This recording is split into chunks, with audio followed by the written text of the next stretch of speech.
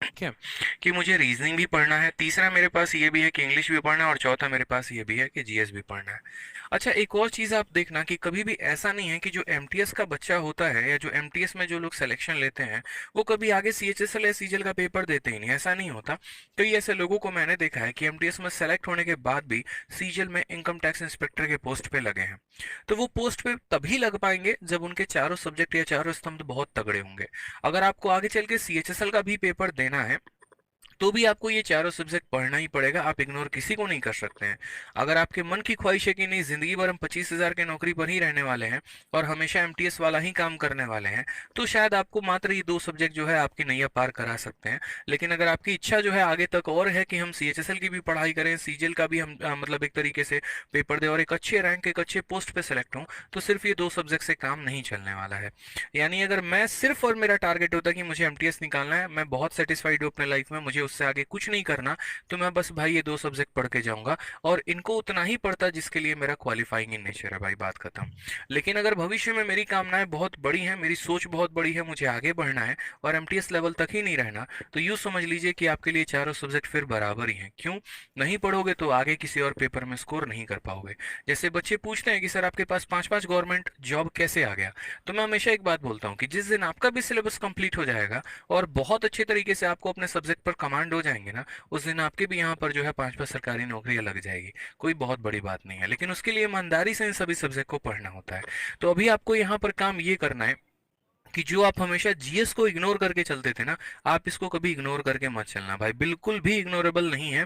SSC बार बार आपको अपने जो है नोटिफिकेशन नोटिस और अलग अलग जो है कोरिजेंडम से बार बार बताने की कोशिश कर रही है कि भाई इसको आप तवज्जो दो, इसको आप वैल्यू दो, इसको आप पढ़ो, नहीं तो आपकी लंका लगने वाली है। अब यहाँ पर खेल वही बच्चा करके जाएगा जिसका यहाँ पर जीएस बहुत अच्छा है, या जिसने करंट अफेयर्स अपने आप को अपडेट किया है, स्टैटिक्स से अपने आप को अपडेट किया है, जिसने सारे सब्जेक्ट पढ़े हैं। क्योंकि इसकी वैल्यू पहले भी बहुत ज्यादा नहीं थी, क्योंकि हर बच्चा लगभग बराबर स्कोर कर पाता था यहाँ पे। ठीक है, तो यहाँ पर कोई बहुत बड़ा इंग्लिश की वजह से कभी आज तक एसएससी के पेपर में कोई बहुत बड़ा गेम चेंजर नहीं हुआ है कि इंग्लिश की वजह से पूरा इतिहास पलट गया, ऐसा कुछ भी नहीं है। जो गेम बदलता है वो जीएस बदलता है। मैं मैथ्स को भी बहुत बड़ा रोल नहीं मानता हूँ कि यहाँ पर मैथ्स ने ही बहुत बड़ा गेम कर दिया हो कहीं पर ऐसा करके। ठीक है, तो जीएस जो होता है वो प्री में खेल करता है और मेंस में जो होता है वो मैथ्स खेल करता है, ये तो आपको भी पता है। तो यहाँ पर अगर हम बात करते हैं तो अगर मेरी स्ट्रेटजी रहे तो वो क्या रहनी चाहिए? आपका जो स्ट्रेटजी रहना चाहिए, अगर आगे चल के आपको और भी परीक्षाएं देनी है और भी फॉर्म आपको भरना है, तो डेली के डेली जो है आपको कम से कम 1 से 2 घंटे आपको मैथ्स को देने ही देने हैं। रीजनिंग की भी बात करूं मैं आपको तो 1 आवर डेली प्रैक्टिस करना ही करना है। इंग्लिश के लिए अगर मैं बात करूं तो आप 2 घंटे दे सकते हैं।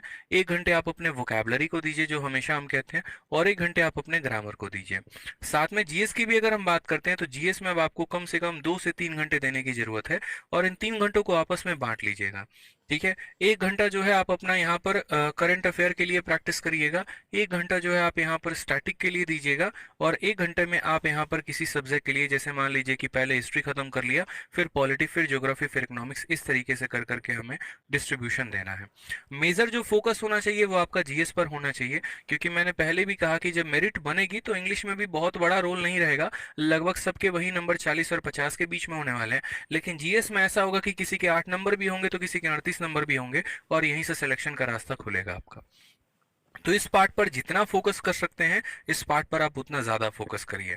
ठीक है, प्रैक्टिस अच्छा करते रहिए, अपने सिलेबस को टारगेट करते रहिए, और बाकी हम यहाँ पर जो महाभारत बैच पढ़ा रहे हैं आपको यूट्यूब पर, ये हमारी पूरी टीम जो हम आपको करा रहे हैं ये बहुत सफिशिएंट है। इससे बाहर एमटीएस में पढ़ने के लिए कुछ और आवश्यकता नहीं है, ना ही कोई पेड कोर्स लेने की जरूरत है, ना ही कुछ और। हमारे वीडियोस को आप देखिए अच्छे तरीके से, एमटीएस के लिए आपका उतना इनफ हो जाएगा। ठीक है भाई, समझ में आ रहा है बात यहाँ पे?